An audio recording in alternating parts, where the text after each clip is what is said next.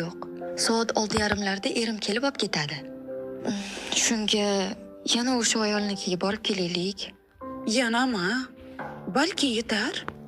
Ha, kuchliroq o'qib bersin. Erimni rasmlarini ham olib keldim bu safar. Unga ham bir nimalar o'qib bersin. Shunday qilsinki, erim meni atrofimda girdi kapalak bo'lib yursin. Onasini umuman unutsin. Menga qara. Sen juda berilib ketmayapsanmi? Voy opa, siz xo'p deng. Kuchli duolarni o'qib bersin. Iltimos, gaplashing opa, yo'qdim men. Umuman o'zgarmayaptilar qaynona. Yotib qoladi, kasal bo'ladi, seni qo'lingga qarab o'tiradi deyshgandi. Keyin hamma merosni seni bolangni nomiga qoldiradi degandi.